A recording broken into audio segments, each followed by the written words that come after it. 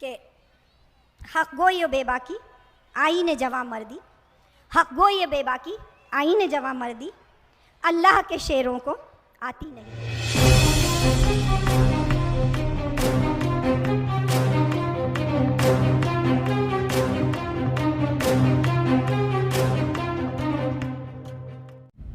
फैज़ी साहब, SDPI national president,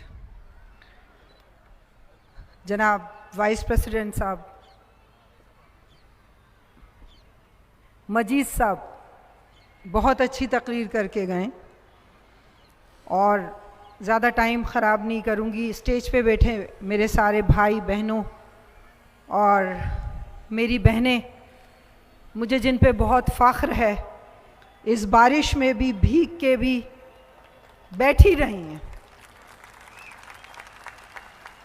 Iqbal का एक मशहूर शेर है, बातिल से दबने वाले ए आसमां नहीं हम, बातिल से दबने वाले ए आसमां नहीं हम, 100 बार कर चुका है तू इम्तिहान हमारा। आज मैं ये कहूँगी, बारिश से डरने वाले ए आसमां नहीं हम, बारिश से डरने वाले ए आसमां नहीं हैं। SDPI वाले ऐसे ही जम के बैठेंगे और अपना प्रोग्राम पूरा करेंगे।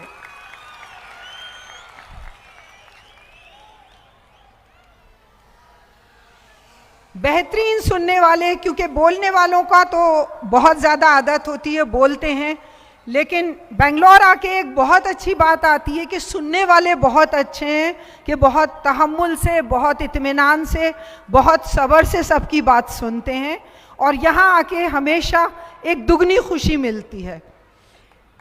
ख्वातीन से मुखातिब ज़रूर होंगी कि उनकी एक अच्छी तादाद देके मुझे हमेशा बहुत ज़्यादा खुशी मिलती है, क्योंकि ख्वातीन में अगर ये जज्बा पैदा हो गया तो मजीद साहब, मैं आपसे वादा करती हूँ कि बदलाव ज़रूर आएगा इंशाअल्लाह ताला, क्योंकि सारे बदलाव लाते हैं वो अपने घरों से लाते हैं, ख्वातीन की जद्दोजहद से लाते हैं।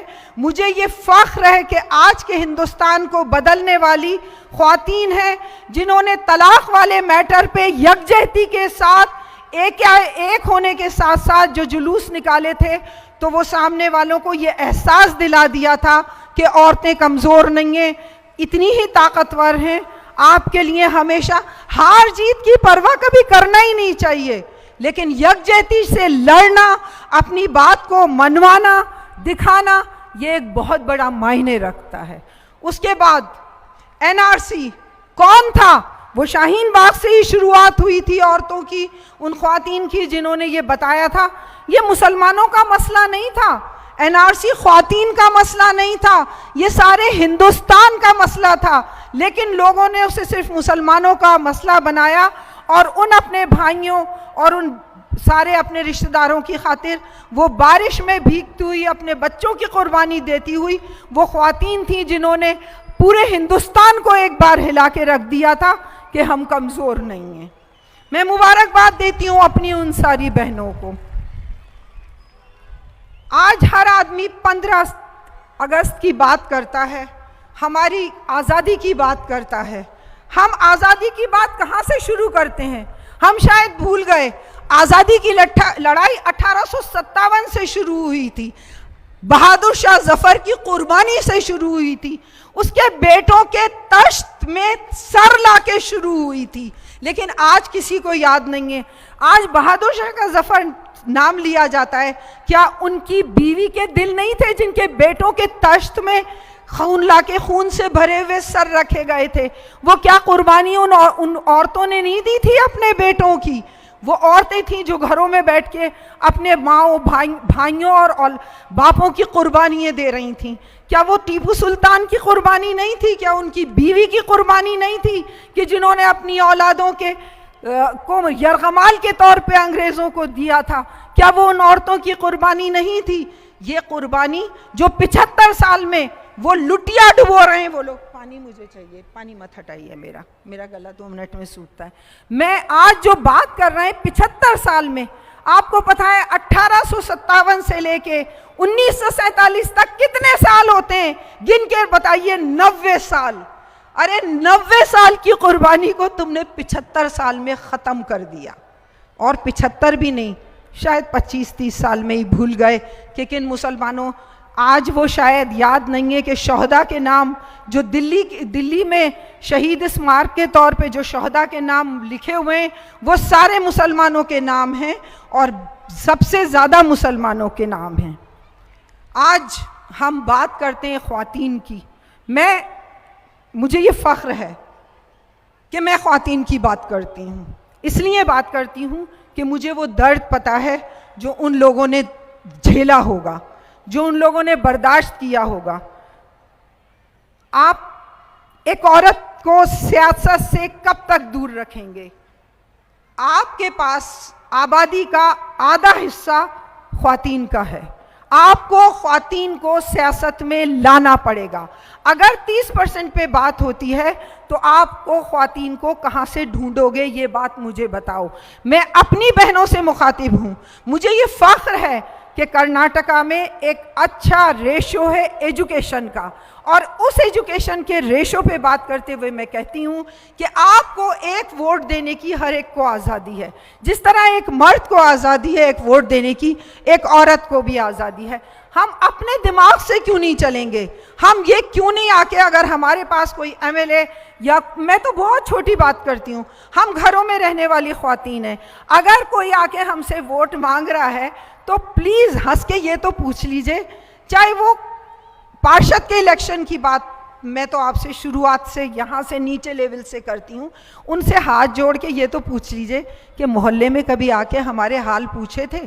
आज वोट लेने आए हो, ये नालियाँ सड़ रही हैं, कभी आके देखी थी जो आज वोट लेने आए हो? क्या हमारे हुकूक की कभी पायदारी की थी कि हमारे मोहल्ले में क्या अस्पताल है, क्या हमारे मोहल्ले में कोई स्कूल है? क्या किसी ने आके हमसे ये पूछा था? मैं आप लोगों से आज ये मुखातिब होके कहती हूँ कि जब आपके पास वोट लेने आए तो जैसा अभी मजीद साहब ने फरमाया कि लोग जिनको आप लोगों ने वोट दिए थे वो लोग बिके हैं करोड़ों रुपए में, तो आप उनसे हाथ जोड़ के ये तो कह दीजिए कि अरे वो पिछला हिस्सा तो दे दो हमारा, जो करोड़ों रुपए आपने खाए हैं उनमें से कुछ हिस्सा तो जो वोट हमने दिया है वो तो हमारा बनता है ना, तो वो वाला हिस्सा हमें दे जाओ। जब आप वो हिस्सा हमारे पैसों का दे दोगे तो नेक्स्ट वोट हम आपको जरूर देंगे। बिकाऊ कौम, बिकाऊ लोग।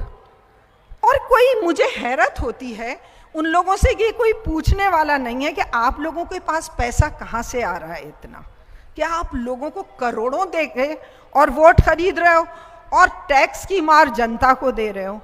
आज मैं इस मंच पे से मेरे दलित भाइयों को ज़रूर मुखातिब करके कहूँगी कि बहुत महफूज तरीक़े से ना बैठें।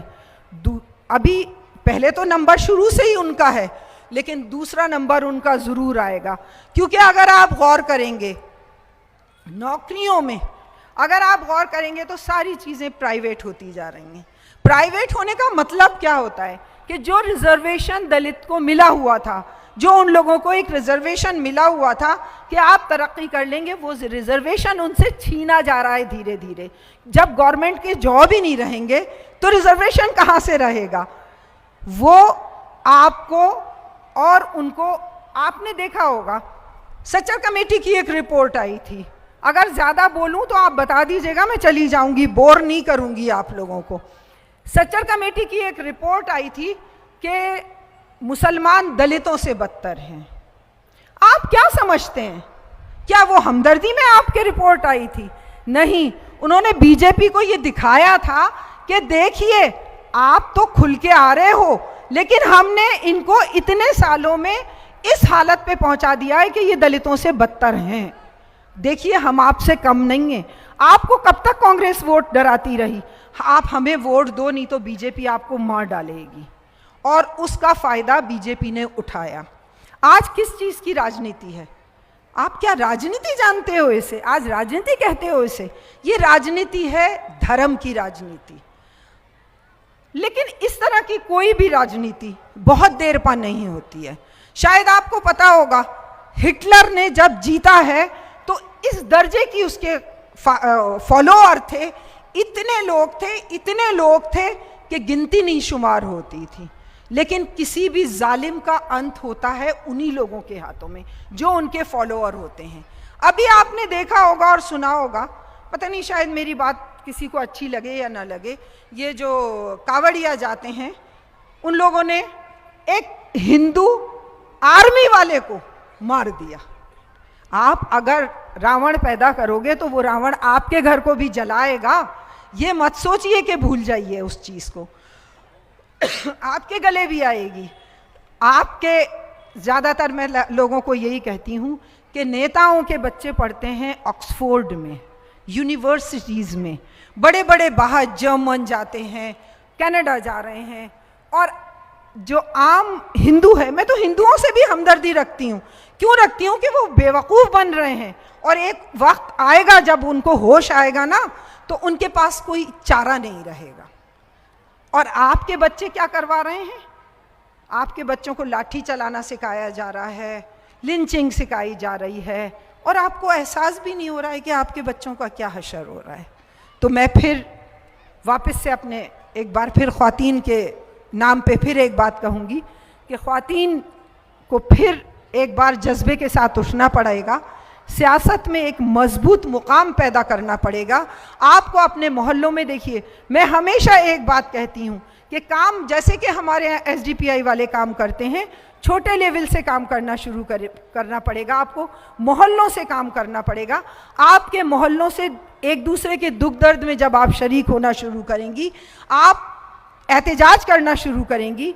आपको मैं बहुत बड़ी बातें नहीं कह रही, आप छोटी छोटी बातों पे एहतजाज करना शुरू करेंगी। आपके यहाँ पानी की प्रॉब्लम है, आपके यहाँ नाली की प्रॉब्लम है, आप जाइए अपने पार्षद के, कौन है वो, होगा कोई, हमने वोट देके आपको खड़ा किया था, आपको इस मुकाम पे पहुंचा रहा है, तो हम आपका गरेबान पकड़ के काम करने का भी हक रखते हैं। आप वहां जाइए, उनसे काम करवाइए। और जब तक आप अपने हक को इस्तेमाल नहीं करेंगी, आपको अपना हक इस्तेमाल करना आना पड़ेगा। आपको कोई तश्तरी में रख के नहीं देगा कि लीजिए आप अपना हक ले लीजिए। आपको उस हक को छीनना पड़ेगा, आपको उसको हक को लेना पड़ेगा। और उस हक के लिए आपके पास बहुत सारी नज़ीरें हैं, बहुत सारी मिसालें हैं, बहुत सारी औरतें जिन्होंने बहुत काम किए हैं। हज़रत महल हैं, अवध की मलका थी जिन्होंने के परचम उठाया था। आपके जो आज आपका हिंदुस्तान का परचम है, झंडा है, वो एक मुसलमान औरत का डिज़ाइन किया हुआ है। आपको उन पे आपको फ़ख्र करने के लिए बहुत सारी ऐसी औरतें हैं। और मैं आज फिर एक बात आप लोगों से कह के जा रही हूँ, औरतों में जितनी सब्र, क़नाअत और ताकत होती है, क्योंकि एक साइंटिफिक फैक्ट है कि अगर 17 हड्डियाँ एक साथ टूटे तो कोई भी इंसान ख़त्म हो जाता है, लेकिन जब औरत एक बच्चा पैदा करती है तो 22 हड्डियाँ एक साथ टूटे इतनी तकलीफ़ गवारा करती है। तो जिस औरत में इतनी हिम्मत अल्लाह ताला ने दिया है, वो क्या नहीं वह कर सकती, वो दुनिया का रुख बदल सकती है। रेवोल्यूशन औरतों से आता है। आखिर में एक ही बात कह के जाऊंगी कि हक गोई बेबाकी आईने जवां मर्दी, हक गोई बेबाकी आईने जवां मर्दी, अल्लाह के शेरों को आती नहीं रोबाई।